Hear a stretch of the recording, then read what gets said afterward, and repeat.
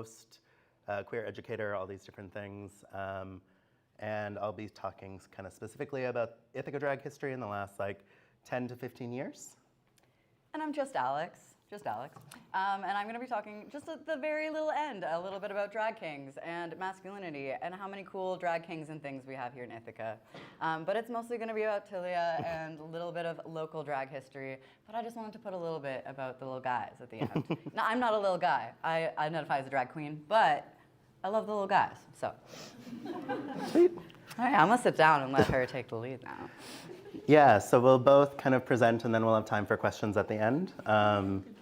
So throughout this, if you can just hold on to your questions or write them down, and then we'll have some time at the end to go back to anything that you want to check in on. If this advances. Too many. Okay, so before I start, I'm going to repeat these a few times throughout this, but some disclaimers. Queer history itself is pretty poorly documented, and so there might be some stuff in here that sounds a little bit different than maybe what you've heard before or what you've been told in kind of casual conversation. Terminology has changed, identity and gender and sexuality terms are constantly evolving and adapting as kind of we change as a culture and as people, and so there might be terms referring to different people or names that are used that might seem a little bit unusual or not great in today's conversation, but they tend to be ones that people used at the time for themselves. It didn't like that. How dare you? Okay. I didn't touch anything. And last but not least, and something that I will probably say repeatedly is, I'm a drag queen, sorry. So I'm going to be a little sarcastic. I'm gonna be a little bit snide. I'm gonna be a little bit shady. So it's just gonna happen, and understand that that's just how the culture is and how I'm talking. You don't need to take everything I am saying in a sarcastic tone seriously. I would prefer you don't. And also, it's Pride, it's, you know, queer history. It's a queer history event, and so we want to have some fun with this as well. So there will be some videos, there will be some music playing as well throughout this. I tried to choose entertaining ones, but a lot of this is going to be kind of photos, posters, and materials that I'm going to talk through and then give examples for. So there might be some stories that come up. I might deviate from the presentation a little bit if something, if I'm reminded about something or I get excited or, you know, maybe someone interrupts with a question and it connects to a story. It might just, you know, we might just go on a tangent. Adobe, that's what's going on. Adobe is interrupting.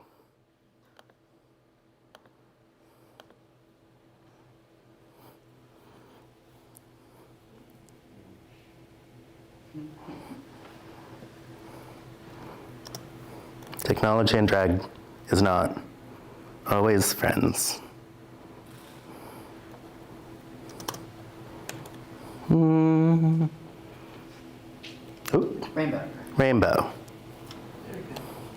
Okay, so this is a video that I often start kind of the queer or drag history section on. We're probably gonna skip it today just for reasons of time. It's not terribly long, but it does take up a decent amount of time. It's by Refinery 29. Dorian Electra's song called Drag is kind of the lip sync backbeat, and it goes through different eras of time, which, come on. Just a second.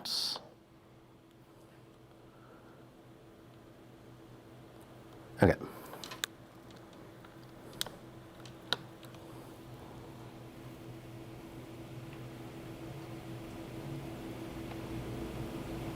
How's everyone's Pride Month going? Have you been doing a lot of gay shit? Wait, am I allowed to swear? Yes. I'm like, we're live streaming, so I'm suddenly, there's rules. I don't know if I can self-censor, I know, I used to be able to, but now I don't know that I can. Oh no, my computer needs to restart. Do you want to try mine? Yeah, do you want to go while I'm fighting with the computer? That's fine. A little interruption. Okay, wait. I'll turn myself back. Turn myself. Okay. And we'll switch. We'll do the little guys. Yay.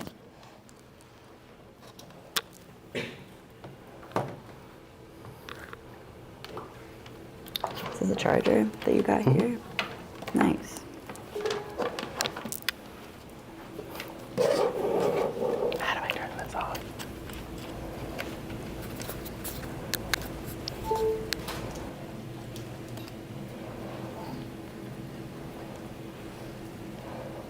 My laptop also has its time, but I think we're good. Okay. Hello, everyone. I'm just Alex, like I said, just Alex. And I have lots and lots to say. I do drag, as you can see, but I also, in my day-to-day life, am working on my PhD up at Cornell on that hill. And that's what brought me here to Ithaca initially. And then I found queerness a little bit more through Ithaca and the community here, and partially Tilia. But in my Cornell days, I look at lesbian music history. And through that, I found how much fun drag kings are. I don't do drag as a king. I do a little bit of gender-bendy stuff, but I just love the Ithaca drag king scene. And I think they don't get enough attention. I mean, that's just a trope also, that drag kings don't get enough attention. I think sometimes they do, which we'll see. But I wanted to make sure that they got their spot here. And I wanted to take us through a little bit of drag king history, because I think that sometimes a little bit of masculinity in drag gets a little bit overlooked because the queens are so fabulous.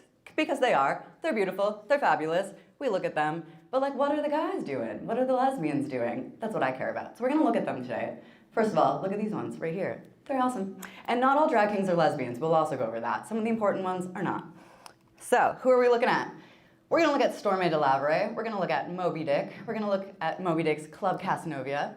We're going to look at the Dodge Brothers. We're going to look at modern drag kings. And then we're going to look at the Ithaca kings and things. It looks like a lot, but we're going to go really fast. It's mostly pictures. Storme. Who knows who Storme is? Oh, we got some hands. Okay, so that Storme is in the center there, in the tuxedo, looking fabulous. So Storme, we don't have to read the big quote yet, but we will. Storme was a singer with big bands in like the 40s and 30s, but is like most well known for being a drag king / male impersonator, is kind of what we would say at the time in the 50s. Self-appointed guardian of lesbians, and also just like transmasculine, we would probably say, but we didn't use those terms at the time. Just like all-around king of kings. That was how he was known as. They, she. We can choose whatever pronouns now, but Storme used she at the time. So Storme was known for performing at the Jewel Box in the 50s, is mostly when he was prolific as the performer Storme de Lavray. And the Jewel Box was a drag queen place. There were queens and one king, and it was known as 25 men and 1 woman. So this quote here is from one of the queens who worked there.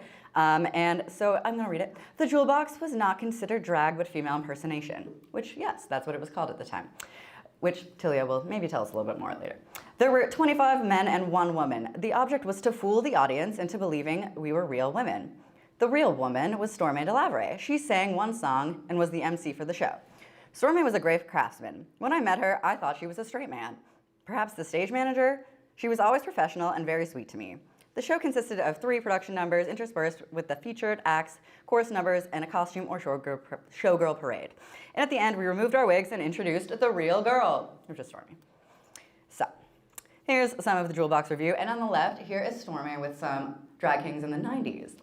So, Storme is also known as sort of attached to the Stonewall Riot sort of legacy. So Storme is sometimes considered maybe the lesbian, the drag king who was performing or part of the bar. Some historians have decided that that's not true. Storme has also been like, I wasn't there. So, you know, there's lots of controversy around who was there, who wasn't there. But she was part of the Stonewall Veterans Association, walked in part of the prides for a very, very long time. I'm going to read this from my notes here. Served as a member of the Imperial Queens and Kings of New York, commonly called the IQKNY, where annual proms were held at the LGBT Center in 2000. And she was awarded a Lifetime Achievement Award by Sage in 2000. So generally, one of considered our first like drag king when we're considering drag king history, but like a male impersonator, it's hard to categorize, you know, gender expansive people in the past. So wanted to start there, but Moby Dick, this is my person that I wanted to start with. So Moby Dick was a 90s drag king. I love this photo series here because we got the drag king muscles in the back and then we got the frilly boa in the front. Sorry, I keep hitting the microphone if you're on the live stream, so sorry. So Moby Dick, one of the founding fathers of the modern drag movement. We got some good photos here. We got a half woman, half man situation going on. We got Club Casanova, which I'll tell what that is. So Moby Dick was a queer person who lived in New York City in the 90s, and one summer went to Provincetown, known for being a queer summer place. Lots of gay stuff happened in there. And while in Provincetown, befriended a drag queen and some drag kings and was like, what is happening? This is so cool. But Moby was like, I think that drag king stuff is just for lesbians, and I'm not a lesbian, so I think I'm too girly and I'll let that go. But when Stormy sort of traveled after going to P-Town, he ended up in San Francisco and met more drag kings and was like, wait a second. They're not all the same. There's some bi people here. I'm bi, I could do this. There's some girly drag kings, I could do this. And so when he got back to, as she got back to New York City, there was someone doing these King for a Day workshops starting in 1989, which was sort of like, you learn how to be a guy for a day. It wasn't called drag king, it was just king or man for a day. She kind of changed what she called them. And so he took one of those classes and he sort of became very quickly one of the most prolific drag kings in New York City. So in 1995, upset that there was not really any specific drag king show, he started his own drag king show, which is very cool. So he started Club Casanova, which you can see on the right there. But other important things that are related to Moby Dick. One, MTV did this Y2K drag king thing movie documentary when they thought drag kings were really cool in like the early 2000s, and he was the star of that. And there's a cool website, I'll touch on it later, just called dragkinghistory.com, and the Library of Congress just saved that and said like, that's a really important piece of history, and Moby started that, so that's very cool. So Club Casanova, where everyone is treated like a king. So it was a series, it was not a specific like location based, but it was a party every week that happened, kind of like if you've heard of Thursday here. That was for drag kings. I'm gonna read this. When entering Club Casanova, there was a drag king working the door, a drag king DJ, a drag king go-go dancers, there were drag king MCs, and a drag king show. The motto was Club Casanova, where everyone is treated like a king. So there was, at first they started at the Pyramid Club, then at Coney Island. They sort of traveled around before they found their place. And these are some of the guys who were part of it. And he sort of developed this huge crew of drag kings in the 90s, which is pretty impressive. When we think about drag houses or drag groups, we often think about drag queens, but like in New York City in particular in the 1990s, we had so many guys. Here's some of them. And I really love that we can see sort of the background of what's going on, and we have lots of gender bendy stuff that's happening at this time, which I also really love. So on the right here is Dread. She won Mr. Hers. And a lot of these drag kings started at these bar competitions. That was also really trendy in the 90s.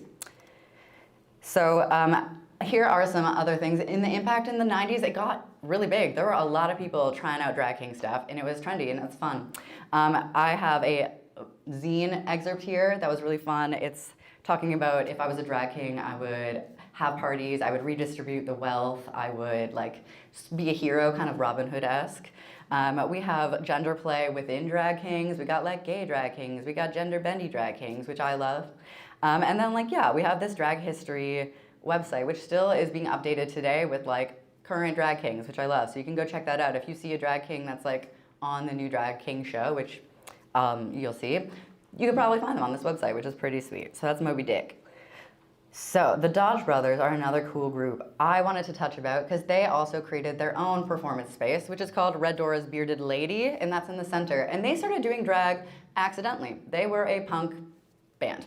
And somebody came and said, you guys are a drag king group, right? And they went, okay. And so they started getting booked as a drag king group, and then they went, no, that's cool, we are, yeah. And so they started like really leaning into this masculinity thing. And they sort of now, these two on the end, Harry and Silas, identify as trans men. And they accredit their drag king time to being when they sort of experimented with their gender. And they went, am I this kind of masculinity? Nah, that's not who I am. Am I like a macho bro? No. Am I a I don't know, am I like this? No, I'm not that either, you know? So they tried on lots of different personas and they didn't stick with it all the time, but that was their sort of playful way. And they fell into drag. They were making music and someone said, you're doing drag. And they said, okay, sure. But they really had fun with it. And I think that that's really fun. And they opened up this cafe space that had lots of important poets and musicians and stuff. And they just did it because they wanted to make music and have fun with their friends. And it became a really important place. And then drag kings today, so I wanted to look at some of the aesthetic that we got. We got Tenderoni here on the left, and we get to see more of the like aesthetic of these like, I don't know, smooth lines. We got the graphic white. We got Murray Hill, a 90s drag king who, on the right here, is hosting the new drag king show. Has anyone watched the new drag king show that started? We got one hand. I've watched it. Oh, we got Tilia's hand in the corner. Well, one of the local drag king groups, I started going fast. One of the drag kings in town just hosted a viewing party, in fact. So there's a drag king show that's just started, King of Drag. And it's kind of doing a RuPaul's Drag Race version, but with kings, which I think is really cool that we're trying to see something different on stage, on screen. And bringing these people who are really important people to people on stage and bringing them to a wider audience, which is cool, even if the budget is clearly not as good. I'm like, oh, wow, that's a smaller stage, and you're, okay. Murray Hill, like they could have used a makeup artist to like help you there, but that's fine. That's fine. You know, it's nice to see you. So we're finally, now that I've talked so much, what do the kings look like in Ithaca? We got some great ones. We had a whole king show. At the bottom here is one of the big king shows that we had hosted by Butch Light. On our left here, we got Butch Light and David Blomy. We have some of our kings here, and I think I just wanted to point out like how diverse our kings are. We call them kings and things. That's sort of like a label that is thrown onto gender expansive non-queens who are doing monster stuff, who are doing maybe different types of, I don't know, yeah, masculinity. And we've got kind of lots of different representation. We got Will Becoming here doing some sort of goblin moment, which is amazing. Will does lots of really cool prosthetic work and makeup, and we do like really cool stuff. And it's really amazing that people in Ithaca are really like, I don't know, really cool doing stuff. So I grabbed, I wanted to ask some of the kings in town like what it meant to them to do drag. So this is from David Blomy, which is a great photo of him if you were at Pride in the park a couple weeks ago. That's from that. So David said, drag has become a conversation with myself. Every costume, makeup brush, stroke, and musical choice is a reflection of David and Morgan. To get to know someone, you need to take the time to converse and to listen. Use your senses. Drag has given me that time and space to bring my full self to reality. Yes, on stage. I am David Blomy, but I am also Morgan. I don't hide on the stage, and that has become true off the stage as well. I express myself the way I want, as the ginger snap dandy of Ithaca. Drag invites me to embrace the joy and freedom that is unbound by the conditions and society. And I think that that is really the message I wanted to say with my little presentation about drag kings is these important little guys who are all sorts of people in their life off stage really just found themselves in community through just play, and they really wanted to create these pockets of community, and these people did just by finding each other and working really hard to create spaces. The Casanova Club existed for about a year before the mayor shut it down in a moment of shutting down a lot of gay places and clubs, and kind of in a moment we're seeing right now. But that also didn't stop them. They took it on the road for months. They took it to 18 cities, I think. They took these little guys and these big guys, and they took this so they could show the world that like they weren't gonna stop. And I think that's an important message for right now. So thanks for listening.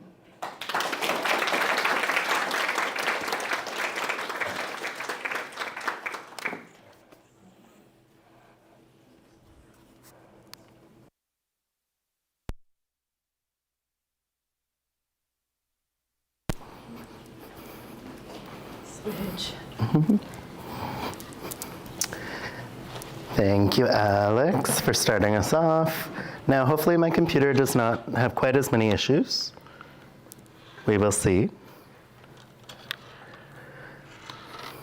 And actually, you covered some of the kind of intro information, which will make the kind of backstory of drag history section, that is the first part of my talk, a little bit faster, a little bit smoother. So Again, disclaimers. Da-da-da-da-da, we've already done it. But this is a great video, it's very fun. I would recommend you watch it. Again, we're not gonna watch it because my computer, who knows, might explode.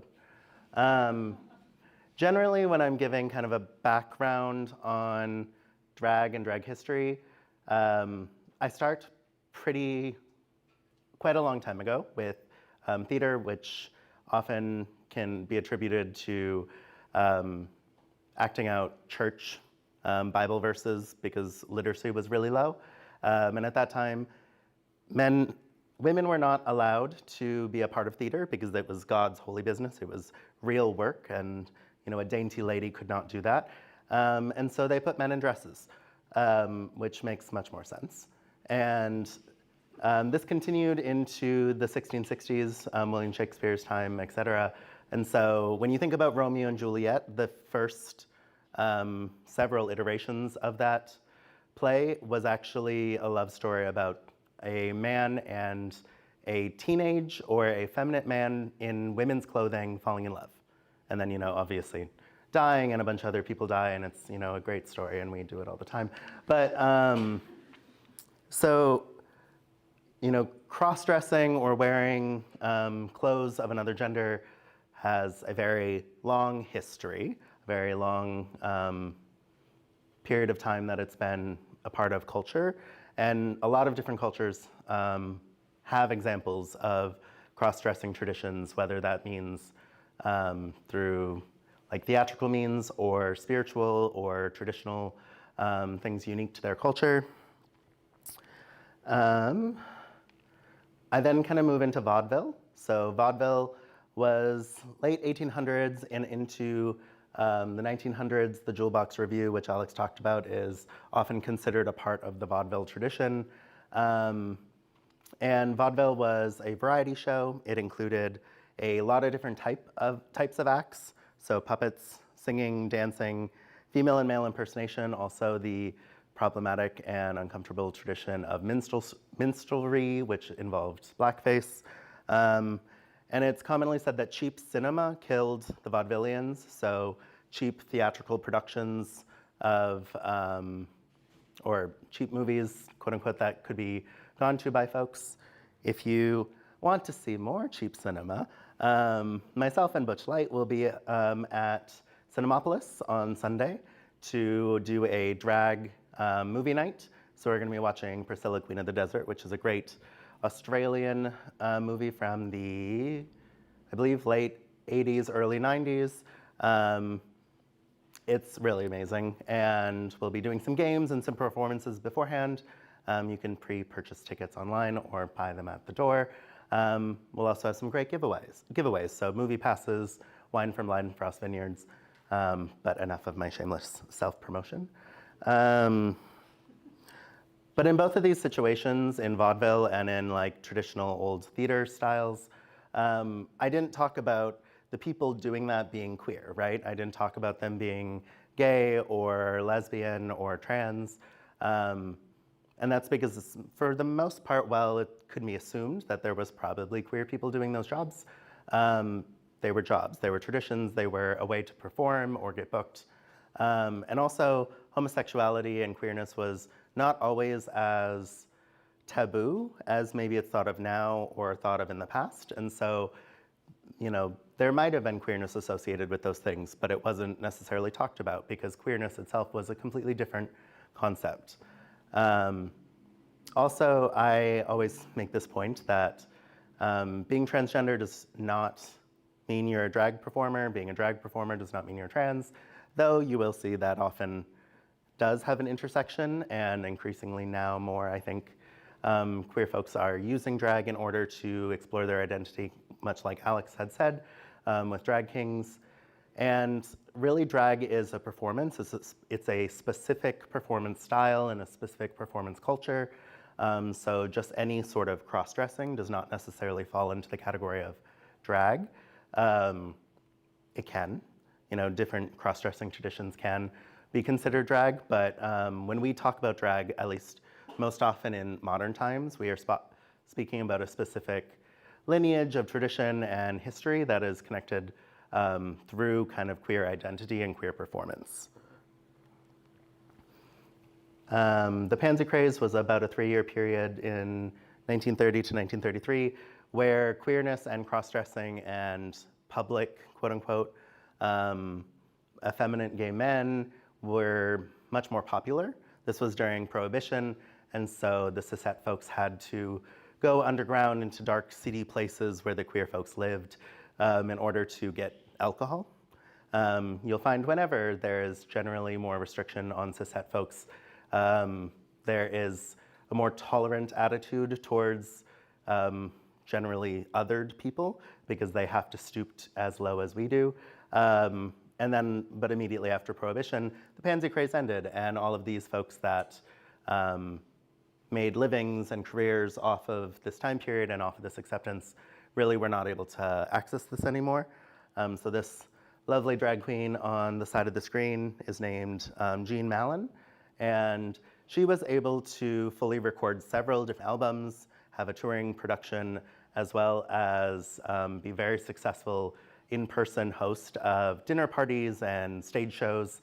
And there's plenty of examples of her work because of that time and because of that success still existing in the Library of Congress, which is very exciting, as well as photos.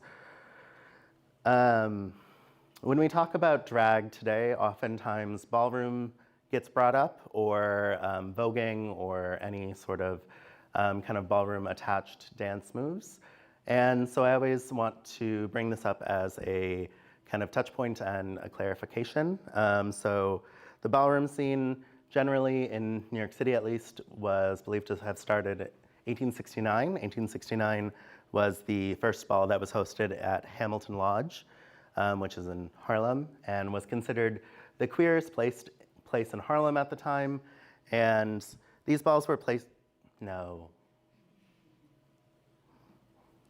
I didn't touch it, you all saw. These balls were safe places for queer people of color to gather, form a community, and this was where the tradition of houses or drag families, or in this case, ballroom families, formed, that then carried it into drag culture. So there were categories as a part of ballroom, and these categories were designed to simultaneously epitomize and satirize various genders and social classes, while also offering an escape from reality. Categories like executive realness, femme queen, voguing, yep, like voguing. If you've heard the song Vogue by Madonna, where do you think it came from? Obviously was appropriated from ballroom culture.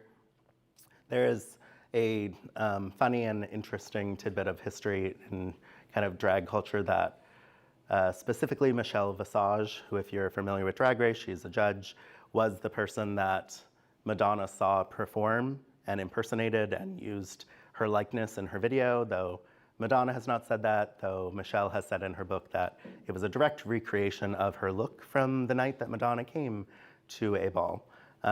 So if 1 + 1 = 2, who knows? But this is where a lot of kind of queer and gay terminology and lingo that is often used today comes from.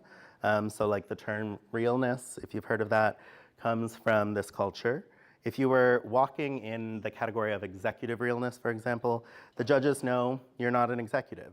The audience knows you're not an executive. And you know that you're not an executive. But your job is to convince us all that, and yourself, that you are indeed an executive. You dress in those clothes, display those mannerisms, have that attitude, etc. You display realness. This is also where a lot of other terms come from. So things like cis, tea, shade, reading, all come from the ballroom scene, especially the New York City ballroom scene. And recently, in the last 5 years, there's been a lot of work unearthing the history of William Dorsey Swann, who was a queer activist in Washington, D.C. And he hosted drag balls in the 1980s and 1990s in D.C., where formerly enslaved men were gathered to dance in satin and silk dresses. And he called himself the Queen of Drag. And that kind of term came, in this specific case, from his skirts and dresses dragging along the halls of his house. So he was the queen of drag, or drags in this case. After a while, his drag balls started getting raided by police, as queer spaces often do, especially black and brown queer spaces. And William Dorsey Swan was arrested for keeping a disorderly house, which was another word for a brothel, even though that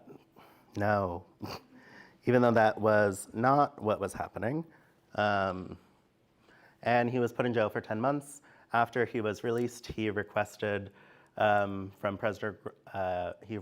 pardon from President Grover Cleveland and was denied.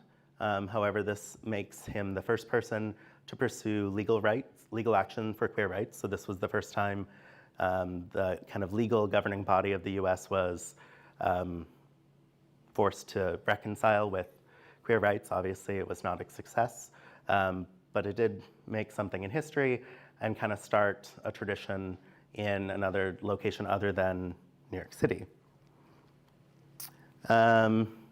Stonewall, the actual anniversary of the dates of Stonewall is coming up. And so we all know the story of Stonewall, right? We didn't want to skip. So, you know, it's why we have Pride in June. We celebrate Marsha P. Johnson, or possibly Sylvia Rivera, legends and icons in the queer community who threw the first brick at a cop raiding the gay club at Stonewall Inn and started a riot. There was a kick line of singing drag queens chasing the cops down the street, and it was a glorious revolt. You've heard some of that story or some part of it, right? So remember how earlier I said that queer history is often misremembered, mythologized, and kind of confused in sometimes a fun way and also a way to sometimes remove agency from folks. So that story that is often told in pop culture is more of a myth than a truth. Yes, the Stonewall existed and it still does exist, but it wasn't exclusively a gay club. It was a bar owned by the mafia that was frequented by butch lesbians, effeminate young men, drag queens, who in today's language we maybe would consider transgender women, male prostitutes, trans people, homeless youth, and other undesirables. They came to the Stonewall Inn knowing it was owned by the mafia, and the mafia allowed it, not because the mafia was so queer-friendly and welcoming, or that they cared about the community, but because they knew that queer folks would not turn them in for breaking liquor laws or evading taxes, because reporting the inn for these transgressions meant admitting that you were at the Stonewall Inn and you would be outing yourself in turn. The mafia generally would pay off the New York City Police Department to get a tip-off in case there were any raids coming, and the lights would flick on so folks could leave, or at the very least step away from their same-sex partner that they were dancing with. The bartenders would hide the real alcohol and replace it with watered-down stuff so that if it was confiscated, they didn't lose much. Specifically on the night of June 28th, which is the first night of the Stonewall riots, did you know that there was multiple nights? And it's unclear if the mob didn't pay off the police department or if the police, with new pressure from the morality patrol, which had started in New York City at that time, didn't care that they were paid off, or the warning came too late. The Stonewall was full of people that night, and undercover police entered the inn to get probable cause and to make sure that there was enough people that they could charge. And the police entered. Standard procedure was to separate men from women into two different rooms. The men were left in the main dance area. The women were taken into a side room, and they would check their pants and check IDs, and then check amounts of clothing articles that were the correct gender, or correct sex in this case. And so at that time, you know, having buttons on the wrong side of your clothes or zippers on the wrong side of your pants could result in being charged by the police and staying overnight in jail. You had to have at least 3 pieces of the correct gendered clothing on you to bypass that law. So if you were wearing, a shirt that had buttons on the wrong side for your gender, and pants, and maybe heels, or some combination of this. There was also a lot more layers of clothes back then. You could potentially be thrown in jail. For some reason that night, once the people that passed inspection were released, they didn't just dissipate into the street like they normally did. They stood waiting, and reports say a black butch lesbian was put in handcuffs and forced into a police wagon. As she struggled, she reportedly shouted, "Why don't you guys do something?" and was hit over the head with a baton and lifted into the wagon. At that moment, the crowd became a mob and forced the police to retreat into the inn for protection. This mob, this group, kind of reconvened the next night, and by the third night, there was police patrols in the area. And Alex talked a little bit about Stormy already. There's a lot of discussion over if that black butch lesbian was Stormy DeLavery. She has given interviews that she has been there or was there and wasn't there, so it's doubly unclear. Stormy is a really notable person for multiple reasons, many of the ones that Alex listed. The Jewel Box Review was the first racially integrated drag review show in the country. And yeah, she was considered the guardian of lesbians. She was known to walk the streets of the village at night at bar close to make sure everyone got home safe. She was often armed, was certified to carry a weapon, and was kind of an active member of the community until her death in 2014. And I think it's really important to highlight Stormy, whether or not she was the lesbian that was thrown into the paddy wagon or not, because it kind of shows that, well, we talk a lot about drag queens, and often the drag queens are the ones in my talk that I will be talking more about and in more depth. Drag kings and lesbian and femme folk have always been at the forefront of taking care of the community and making sure that folks are stepping up to the plate and making sure that they're safe as well. So it really doesn't surprise me if Stormy was the person that kicked it off, that shouted that phrase, because I think she was beloved in the community enough that people would have risen to help her. And also I think it is fitting that she was the one to give that shout, because her big thing throughout her entire life was that you shouldn't stand by and just let stuff happen. You should do something about it and take action. So just really amazing person. Skipping very quickly back to drag. So modern drag, kind of what you're gonna see now, what is going on right now, what you might see on Drag Race, can be considered in multiple different ways. It has stepped a little bit away from the idea of like male and female impersonation. So there's this phrase of first came the impersonators and the club kids, which the club kids were a, I just want to look up here. The club kids were a group of young New York City dance club personalities whose artistic and fashion choices affected much of youth culture, especially in queer circles. This group grew to include such icons as Amanda Lepore, and according to Mitchell Musto, who's a queer historian, they are terminally superficial, have dubious aesthetic values, and are master manipulators, exploiters, and thank God, partiers. Drag also went so far as to influence the Big Mouse. When storyboarding The Little Mermaid, they really struggled to illustrate and design a look for Ursula. They initially tried to do a tall, thin, angular woman, much like the successful Wicked Witch of the West from The Wizard of Oz. However, an artist suggested that they use the drag queen Divine as a model, having seen her in some John Waters movies. It's reported that Divine was actually coming in to do some modeling and posing for them when she unfortunately passed away. But I think the resemblance is pretty clear. And I'm really not going to talk a lot about Drag Race. I think there's a lot of talk already about Drag Race, so we don't need to belabor the point. Other than the point that, how many folks here have watched Drag Race? Like half the room. I mean, Drag Race is fun. It's a lot of fun, right? It's a great reality TV show, and that's what it is. It's a reality competition TV show. What you're seeing on Drag Race is not what happens in the back rooms at drag shows. I guarantee you we do not have beautiful pink stations with mirrors and lights. The conversations that are happening in it are conversations that happen in competitions, in stressful reality situations.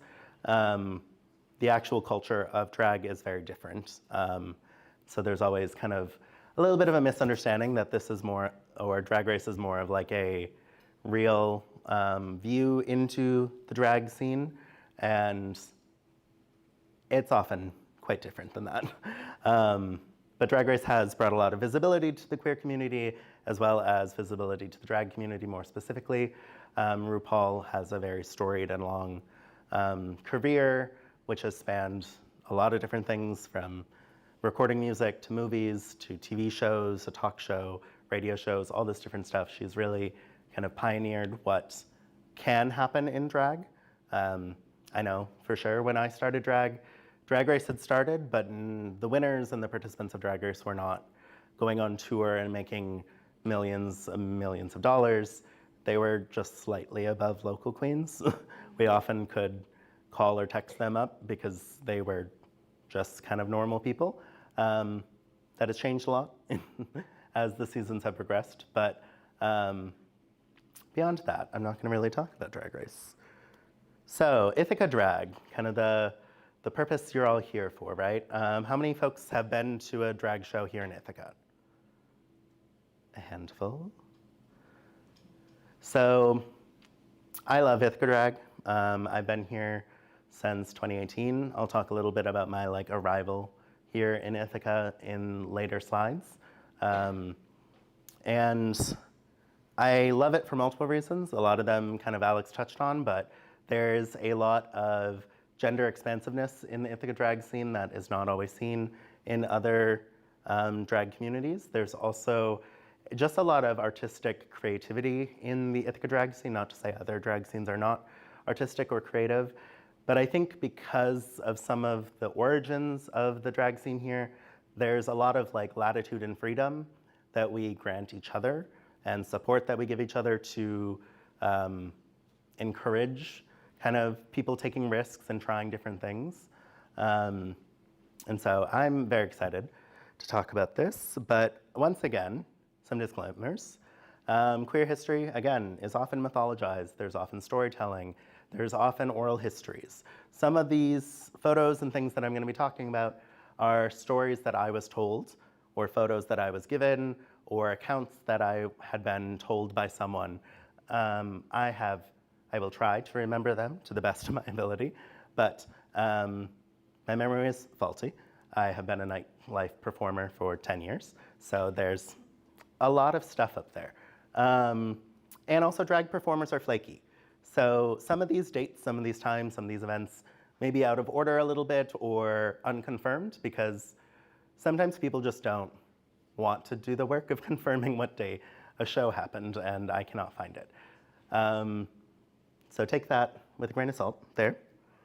But we're gonna start Ithaca Drag pre-2017. 2017 is a date that becomes a little bit more significant later on in the talk. Ithaca has always had some level of drag community, drag performance. Ned, the Grand Marshal of the Ithaca Pride Festival this year, talked during her keynote speech about seeing drag king shows at Oasis, or was it Common Ground? Which one? It was Common Ground and turned into Oasis. Yeah. So Common Ground was a gay bar here in Ithaca that used to be across the street from the watershed. It burned down in the late 80s. I always get the dates confused. I'm trying to remember what year it swirls around. Yeah, and then it moved out of town and was later renamed Oasis, but there was drag shows out there. A lot of the performers, to kind of my knowledge, came from Syracuse and outside of the Ithaca community, though I do think that there was a handful here and there that were from Ithaca itself. I don't think Coco Chanel was one of the queens that performed at Common Ground or Oasis at that time.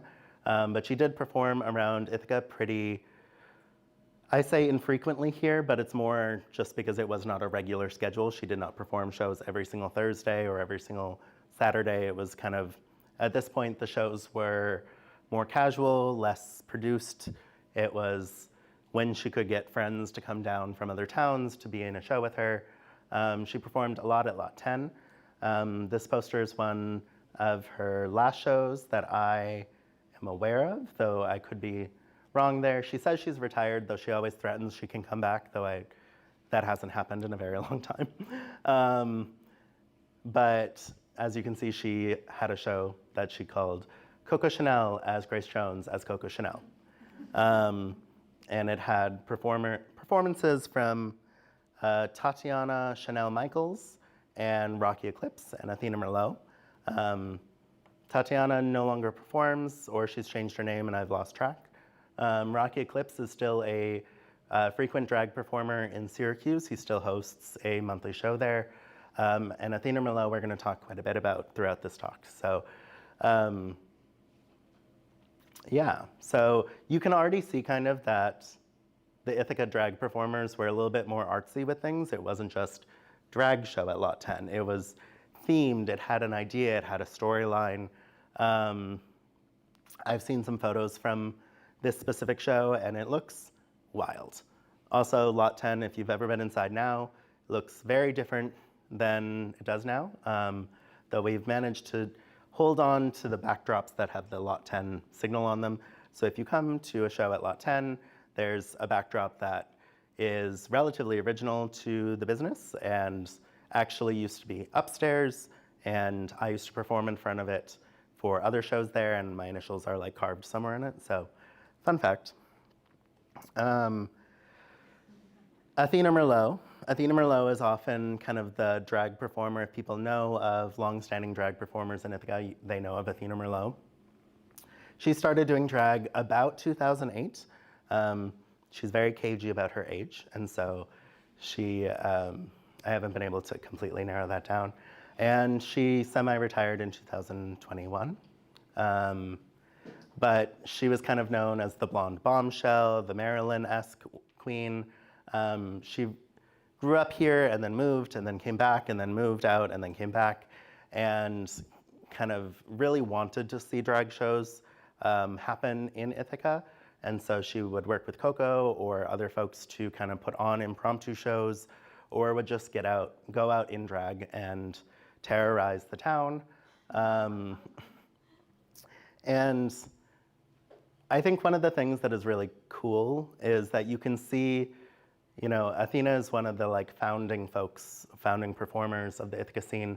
And as she continued performing in her very long career, her drag shifted, as I think we should all consider. And so the photo on the far side of the screen is from Ithaca Fest 2019. And that is DeWitt Park, which has a significant feeling now that is the location of the Pride Festival. I am to the one side of Athena, and Athena is recovering because she just walked through a very muddy yard with stilettos. But you can see her drag really shifted from this very high femme, Marilyn-esque look to more of a gender bendy, gender fucked, glitter daddy type vibes.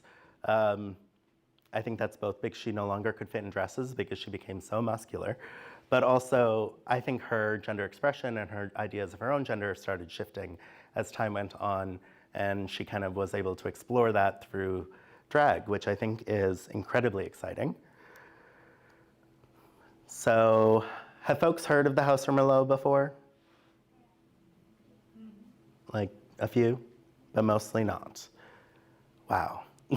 So the House of Merlot was a group that started in 2012, and it existed officially until 2019.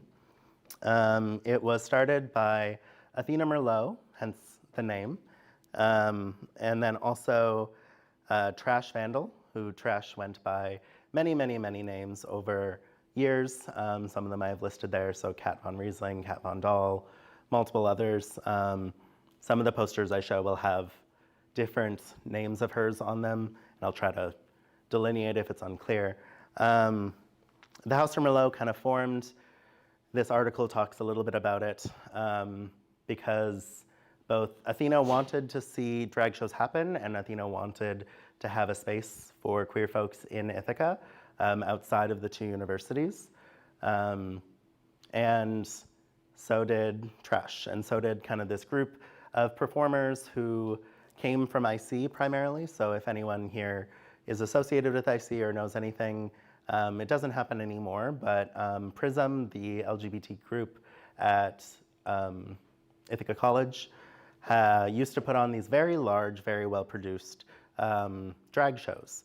And because they were all like TV majors and video editing majors, they would have massive screens on the side of them with edited videos and stuff while they performed. It was quite amazing. But the kind of the group that started those shows graduated and then stayed in Ithaca, and that included Trash, Benadryl, who's wearing the gold coat over there, Alicia Day, who's in the bottom right corner, and they befriended Athena, and together they kind of formed the House of Merlot. They started putting on regular bi-weekly shows. In this case, bi-weekly means every 2 weeks, not twice a week, at the Range. RIP the Range, used to be across the street, starting in 2017. And then they got weekly shows starting in June 2018. And like I said, the House of Merlot ended at the beginning of 2019.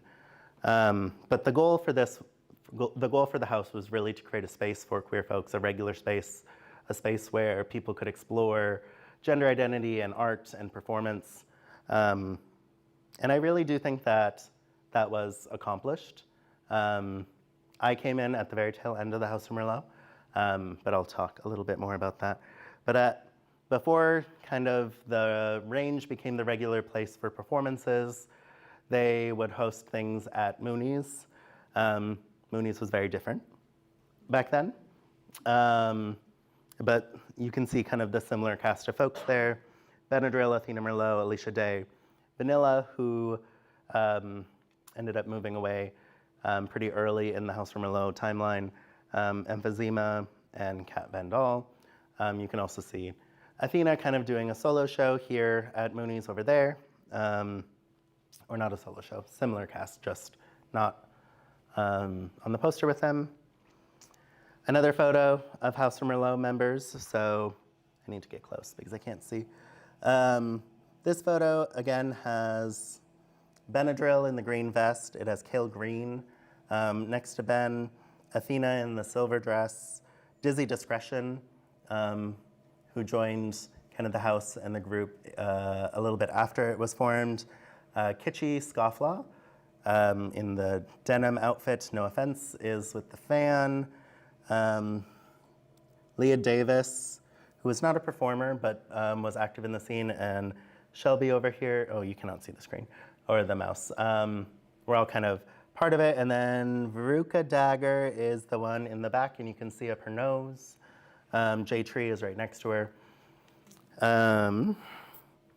This is some other members, so Trash, Rigatoni, Athena in the blue wig, J Tree, and Alicia Day.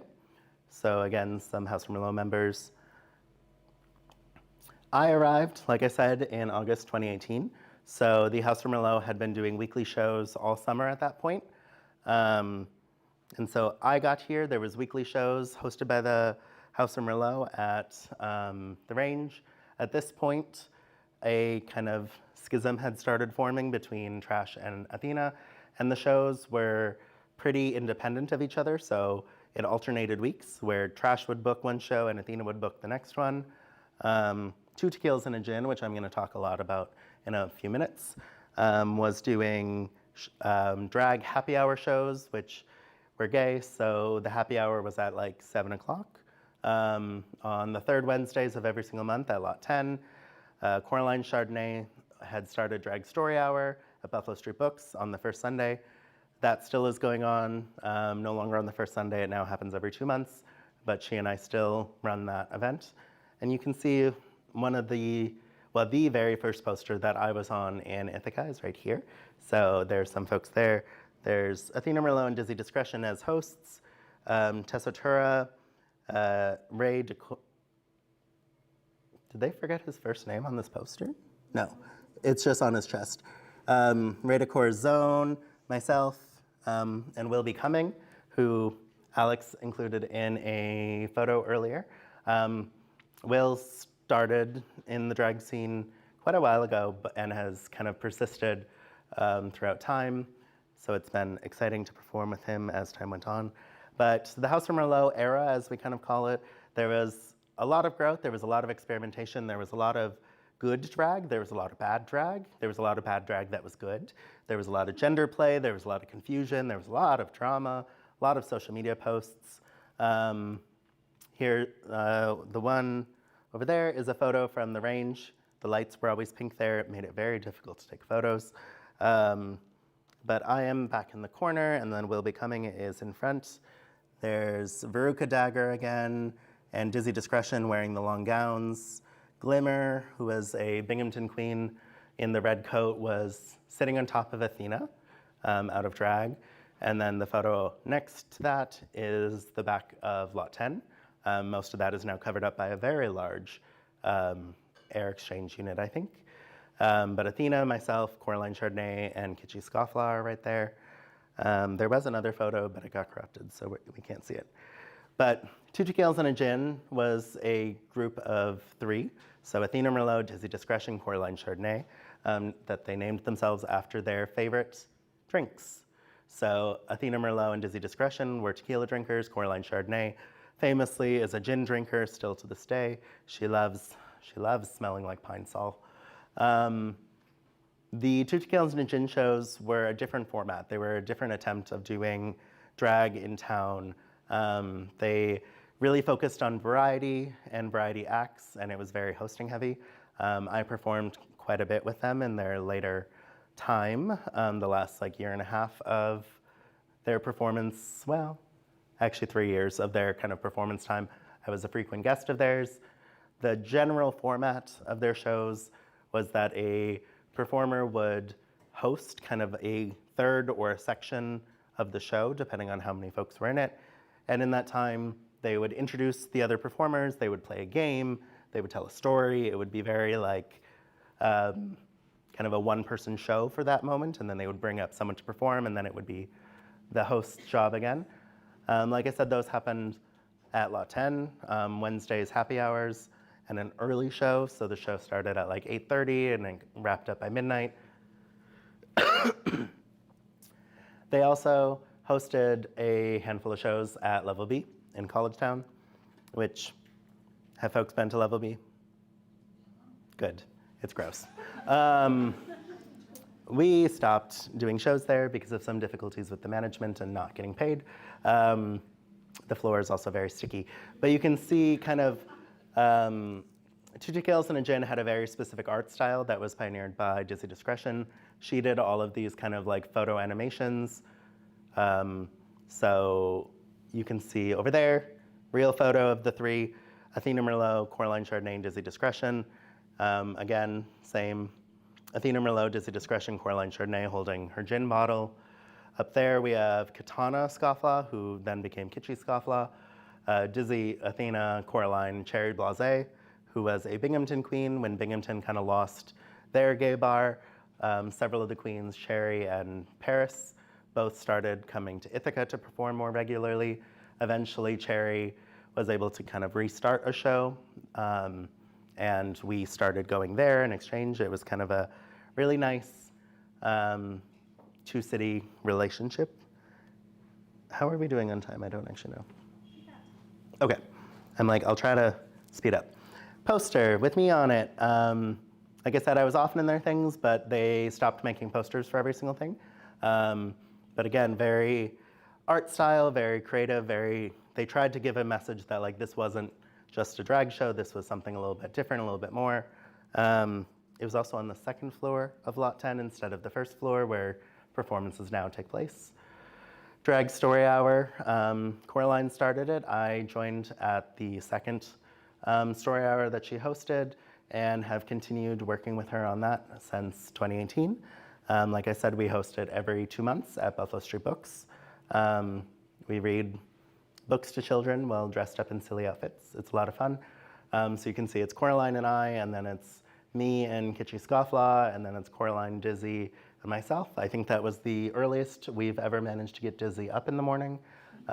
She never did Story Hour again.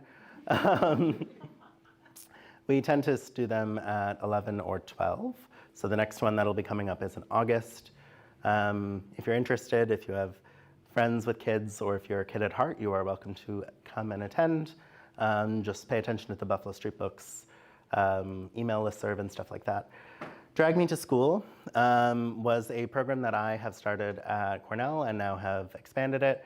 I really wanted a way to teach folks how to start doing drag. Traditionally, you know, a established queen or king would take someone under their wing as a child, and they would learn from them, and they would, you know, study and work, but that doesn't often happen because it's sometimes hard, and also as an older like drag performer, having been doing it for 10 years, my interest in like teaching someone how to do their makeup at a bar is very minimal. But if it's a class, I would love to do it. So making a structured place was important to me. Kitschy Scofflaw was my co-instructor that very first year. And it also had a local drag panel where we could talk some about kind of drag performers' inspirations, feelings, and thoughts about their art. So you can see there, it's Coraline Chardonnay, myself, Dizzy Discretion, Kitschy Scofflaw, and Athena. I think this was the first moment that Athena said that she was happy or like felt good that people called her mom. Coraline Chardonnay is Athena's like main and only drag daughter. And Athena was always kind of like, I'm not old enough to be a mom. But she had started accepting it at that point. Drag Me to School still continues. If you're interested in starting drag, I'm offering it right now for the community. There's still some slots open. It starts in July. And if you want more information about that, please come talk to me. Just some other fun photos, so I have a chance to mention other people. This was from an event at Cinemopolis, which the drag movie night is kind of the modern day version of it. We have Brooklyn Bridges, we have Femme de Violet in the back wearing the blue and the purple, No Offense, who is still an active drag performer here in town, Kitschy Scofflaw, who unfortunately has moved away, and then myself. So for that, we watched 2 different kind of queer drag related movies with drag shows between, and games and giveaways and a lot of fun stuff. This was a show that I produced for several years at TC3. Athena Merlot, Dizzy Discretion, and myself. Really great stage, great lighting, was a lot of fun. Like I mentioned, Binghamton, they had a venue called The Cave, which had this fabulous light up disco dance floor that we performed on. And I went down monthly for about 6 months, and then managed to corral a bunch of Ithacans to come down. And the show went far too long. I don't think any of us got home until like 3 in the morning. But it was a lot of fun, and I would kill to be on that light up dance floor again. But like all good things, the House of Merlot did come to an end. In like 2018, December of 2018, Athena officially kind of called it quits on that being an entity of itself. This was the first show at the Range that was not House of Merlot themed. It was an 80s show. Athena Merlot and Coraline Chardonnay hosted it. When Athena could not make her wig stay on her head, I ended up hosting in her place for a bit of the show, which was a lot of fun and not something I had done before. And also was kind of the first moment that I started thinking about doing shows and hosting events and taking on that role more as time went on. Just one more photo at the Range. This was Dizzy Discretion's birthday. So we, again, Athena Merlot, Veruca Dagger, Dizzy, Scorpia Savage, who moved, myself, Coraline Chardonnay. The person in the back is Lala. Just, the Range is a continuous place, or was a continuous place for the drag community to come back to perform at. It's very sad that it is now gone. The House of Oddities was kind of a remnant group from the House of Merlot. So some members from the House of Merlot wanted to continue the idea of this house that performed together. They managed to hold 4 shows that took place at the Shanty Loft. And they were led by No Offense and Benadryl. The House of Oddities, for the most part, ended around the time of the pandemic after about a year-ish of existence. There was a lot of other shows. I'm not going to go into them, but I've done a lot of things. There's more posters than just this. COVID-19 happened. Things shut down. We were in process of starting Drag Me to School, Kitschy and I, and we asked if we could do it virtually, and eventually Cornell said yes. And while that was incredibly difficult and complicated, it made us realize that it is potentially possible to do things on Zoom or virtually, which birthed the idea of Flame Night Fever, which was a completely digital, virtual drag and burlesque show that we hosted originally on Zoom, and then eventually it turned onto Twitch. We hosted 16 shows in 13 months. If your brain hurts because that math does not work out, yep, it hurt then too. Originally it was a Zoom meeting, and then it turned into a Zoom dance party afterwards, and eventually we turned to Twitch, and then you could join the Zoom dance party afterwards. The very first one, which is the poster over there, we tried to have a large cast because every single person provided one video, like a produced performance or a recorded performance. We had over 200 people watching it on Zoom. And then afterwards, we had this great moment where everyone turned their cameras on and we could see kind of our friends that we used to see at shows all the time, and people put up lights and they were dancing. That dance party vibe kind of faded as time went on because more and more folks could find dance parties elsewhere as things started opening up or loosening up. But we had a great time, and also it was a great moment of learning for a lot of us. And so we'll see if this volume works. But we made cute little videos.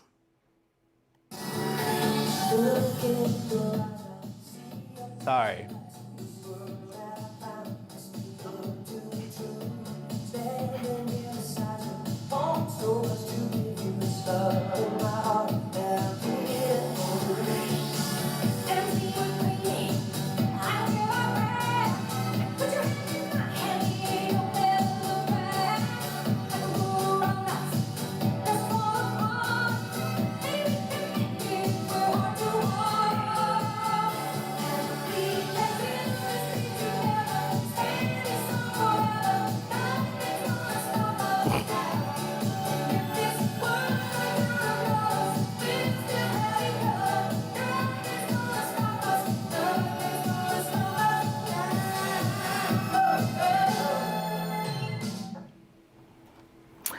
So that was kind of a year recap that we did before we did our award ceremony, which we called the Flamies. I think this is just a trailer. One of our shows was themed after The Wizard of Oz.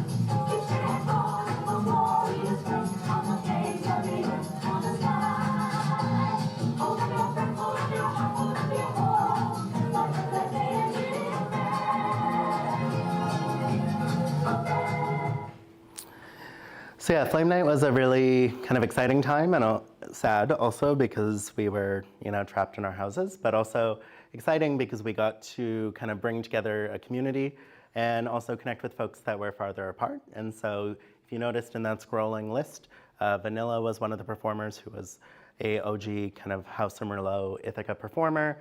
Veruca Dagger at this point had moved to California, and she was able to join as a guest host. I had friends from Milwaukee and Chicago. join as a part of the cast over the kind of year and change that we did that. And then eventually it turned into Flame Night Fever in the Flesh, which was the beginning of today's kind of Thursdays as we think of it now. So when Thursdays were initially proposed, it was supposed to be a rotation between Flame Night Fever, Two Tequilas and a Gin, Whiskey Tango, and DJ dance parties, trying to keep all of the groups that kind of existed before and kind of during the pandemic going. We did all of one rotation of that, and then all of the groups other than Flame Night kind of stepped away. And Kitschy also decided they needed to take a step back. So kind of briefly, the history of Thursdays Ithaca. So November of 2021, I brought back monthly drag shows at the range. I still wanted to kind of leave space open for Whiskey Tango or Two Tequilas and Gin or anything to take those other Thursdays. No one did. So then in December, we added DJ nights. So then it was an alternating or one DJ night a month and one drag show a month. And then we started weekly shows in February of 2022. And that has continued up until this date with a brief intermission when the range closed. We added Saturdays starting September of 2022. And unfortunately, like I said, the range closed in August of 2024. So just last summer, I relaunched Thursdays at Lot 10 on August 29th. We took like a 2-week break. And then I stepped down as the lead performer this last December, wanting to take some time to focus a little bit more on capacity building and kind of training queer folks and queer artists. And Quintessential and Scarlet Kills have continued it. They've now added a second location, so every other Saturday, I think, or maybe once a month, I'm not sure on the schedule anymore. Every other Saturday. At Five and Dime, they're hosting bingo and trivia and other kind of more seated drag events that start a little bit earlier in the day as well. Some posters. The far one was myself and Coraline Chardonnay kind of bringing back some of the irreverence of the prior scene. That was kind of the first one in the new series. And then we added the DJ nights. Femme de Violet and Brooklyn Bridges hosted one of the first ones of those. And then very quickly I added No Offense back into the rotation to host now her annual Green show. Sorry for the quality of that. It was a GIF because she doesn't know how to work a computer. If you enjoy seeing drag and you want to see more local drag, you can come down to Lot 10 tonight. Just Alex and I are hosting a history-themed drag show. Don't worry, it's not too much of a lecture. But each of the performers will have a little brief talk before their number to explain the context and importance of their performance or their artist or what was kind of going on. I talked a little bit longer than I planned to, but I think we have a little bit of time for questions. Yeah, about 10 minutes. So like 10 minutes. That was a very quick run through of everything, and I didn't have as much time to tangent, but that was probably good. So Alex, do you want to come back up here, and then we can... If anyone has any questions, feel free to raise your hand or just shout something out. Just be respectful. Yeah. Were you ever involved in like outside of Ithaca or outside of New York on a national or international level? I started drag in Fargo, North Dakota, where, I mean, one, it was illegal to be doing that. And then I moved to Milwaukee, Wisconsin with some brief intermissions in Chicago and Denver. And so I've done drag kind of everywhere I've lived in that time period. Some of the folks that are now on Drag Race from Chicago were starting their careers when I was there. Tenderoni, who was a judge on King of Drag, performed with me way back in the day. I performed in like his second ever show. But internationally, no. I haven't really left the country. Yeah. Yeah. Did either of you study under a drag king or queen? And if not, how did you first get into drag? This is my drag mom right here. I only started doing drag like a year and a half ago. Mostly I started, I'll come a little closer, Mike. I started hanging out with her. and was like, wait a second, this is really cool. So she's taught me most of what I know. I came with some skills from previously living a life as a girl, so I knew some makeup stuff. And I used to do musical theater, but then this, taught me all about drag family, drag skills. But I don't know your answer entirely. I don't have what would be considered a drag mother. There was a drag performer in Fargo who I kind of had an affinity with. Her name was Mia Starr. And then in Milwaukee, I had a lot of drag sisters that included like James Mansfield as well as Maylee McQueen, or Maylee the Queen now. And I say that I have a drag grandmother who was in Milwaukee. She has since passed away, Dixie Cup. But I didn't have any direct like tutelage, really. It was a lot of YouTube and a lot of sisters and a lot of kind of like friends and family helping out, like queer family, but not a direct like mother-daughter relationship with that either, which is part of the reason why I teach the course that I do, because I think that's a really important like experience to have and really helpful and also hard to acquire. Yeah. What are usually like the common events or like things that like take place or happen in a drag show event? Well, I mean, a general drag show is a lot of lip syncing and a lot of a host or host talking. So the performers will lip sync numbers. Oftentimes they're mixes with, different songs and audio clips. And then there's a host or a few hosts that kind of talk and introduce between the numbers. There's often games. I was just gonna say, like, we do a lot of, it was mentioned bingo. There's a lot of this often has drag hosts. But here we do DJ nights with drag. So it's just like a DJ playing and the drag queens dancing around. You might have seen that at Pride. But bingo is a big one. Yeah. Trivia sometimes. Oh yeah, trivia. Brunch. I've done a lot of weird drag association events. Oh, I did one at Orange Theory, which is not normal, but Orange Theory was like, hey, we want some drag people to pump up the people. And it was really fun. I got to dance around during an Orange Theory class. So, they want drag everywhere. In the back? How would you represent yourself through drag? Like, how would you design your outfit and stuff? Well, I mean, I took costuming classes and I grew up sewing, so I design a lot of my own stuff, or at the very least, I alter things that I buy, because drag proportions are generally not normal human proportions. It is not natural to have like a 30-inch waist and a 50-inch like band size. So a lot of it is making your own stuff or adapting and changing kind of things that you can find and buy. But I think if you're talking kind of like style and how you develop that, I think a lot of that comes from time and learning what feels good and is exciting to you and what you can and can't pull off. An outfit looks great on a rack, but if it doesn't make you feel good, then it might not be something that you want to do for drag, because drag is about kind of self-expression and putting yourself out there. So I would say like, it takes trial and error. Yeah, I'm still new at it, so I'm still figuring it out. Like I said, I identify as a drag queen, but I got my little facial hair drawn on because that makes me feel good. And I started doing drag for the first time as a cat. That sounds silly, but Tilia did a shadow cast of the movie Cats, and was like, would you like to be in it? And I kind of did a boy cat role, and I was like, I don't like pretending to be a boy, even if it's a cat. So, I learned that. I was like, boy clothes, I wear them in real life, not in cat life or drag life. So you kind of learn as you go, and yeah, I wear clothes that I find at like Reuse. Look at this dress I found at Reuse. Because I can't sew. Maybe she'll teach me one day. I can sew in a straight line. I can't make a thing. Which you also see on Drag Race. There's a lot of queens there who pay for somebody to make their things. So you can pay Tilia to make things. You can find someone to make stuff, but it's all creative. And what I love about the drag kings I found is like they were playing with whatever they found.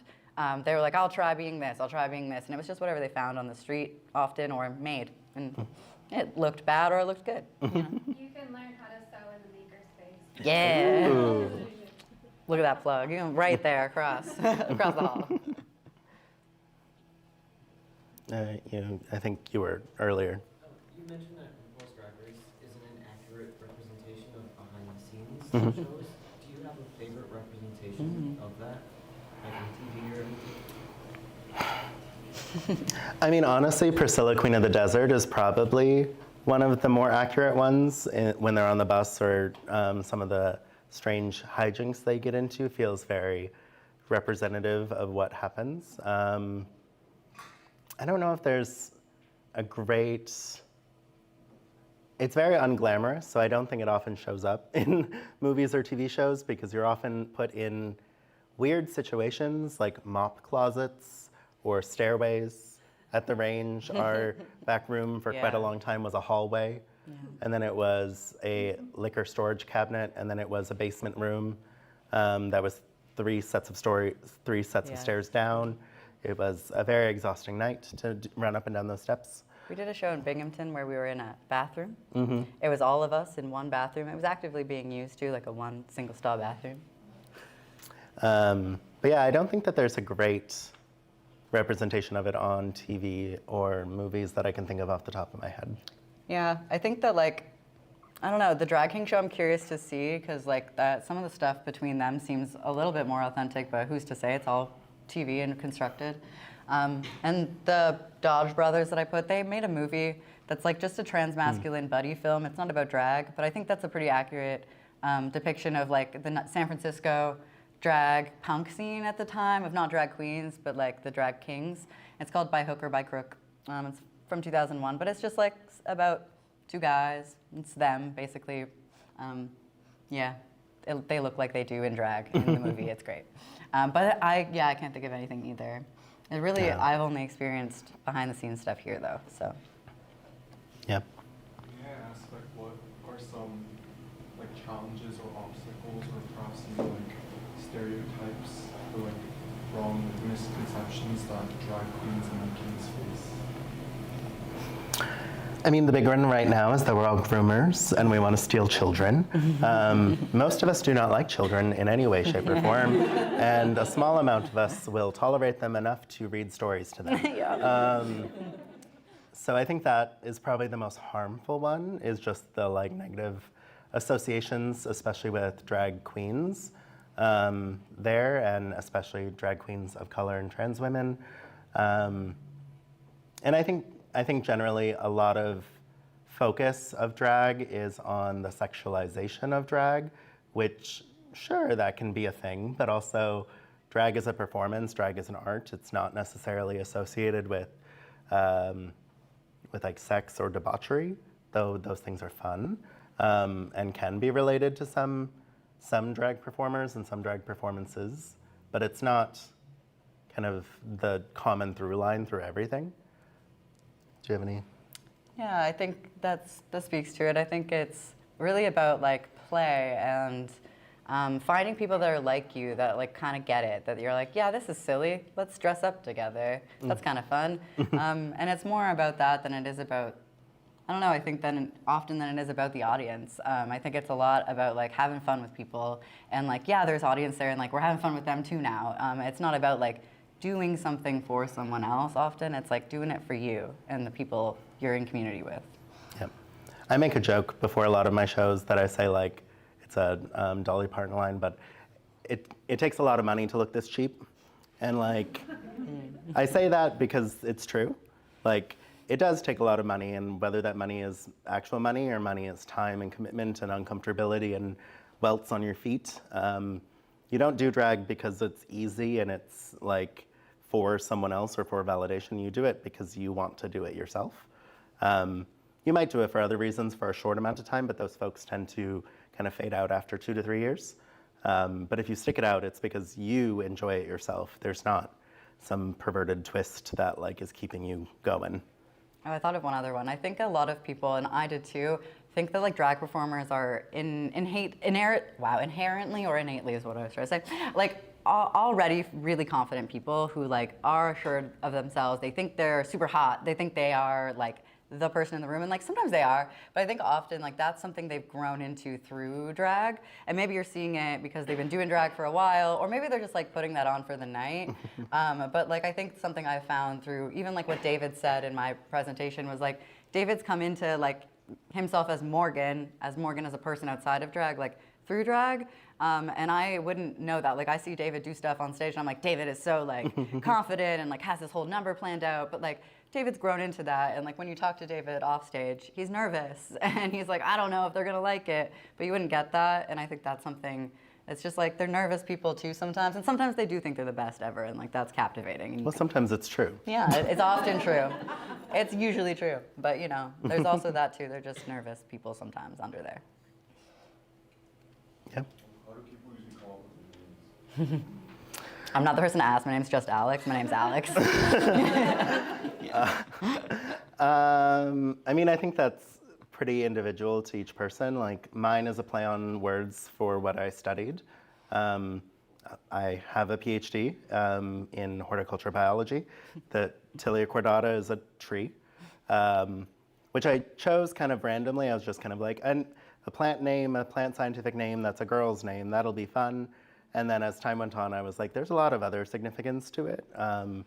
You know, like the Tilia Cordata or the linden is considered like holy and divine feminine in many cultures. It is associated with protection and safeguarding.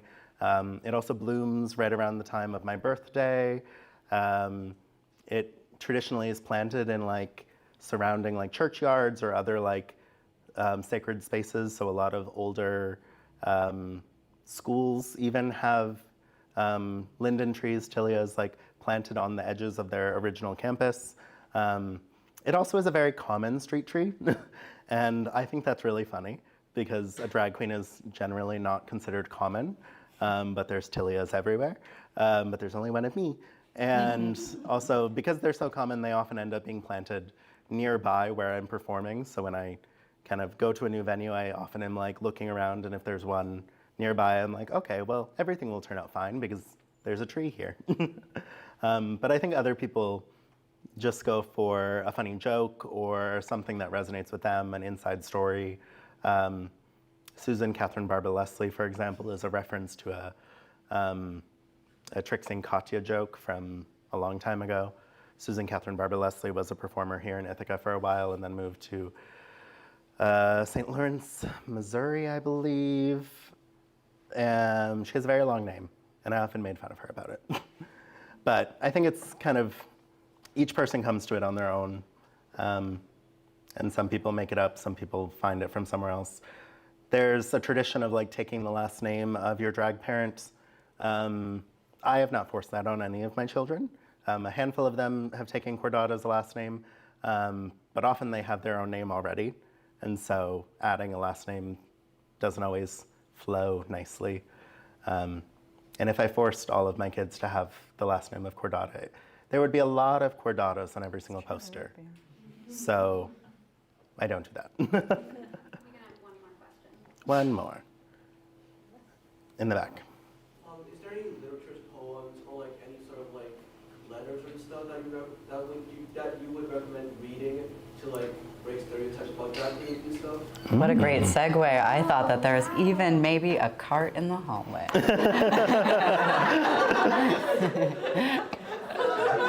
Everything we had checked in today that have to do with drag. We have digital books and digital audiobooks as well as many of these. Some like this is about drag in Brooklyn. We have Rachel's memoir. It's really good. This is also about drag in Brooklyn. So you can take a look at these books on your way out. If you want to check them out, you're more than welcome to do that. And if you want more resources, you can talk to any of the staff here and we'd be happy to hook you up. Yeah. Yeah. Thank you. Yeah. And Buffalo Books is great too. Yes. Yeah. They have a whole display. They have a gay There's a section, whole and it's display. fabulous too. Yeah, the more you read about queer history, the more you'll find drag has always been there. So you'll see it. Yeah. Thank you guys so much for coming. Thank you all so much. Are we clapping for ourselves? I'm clapping for them too. Oh, They came. They saw. They dragged. they conquered. They conquered the drag history. Thanks. How do I?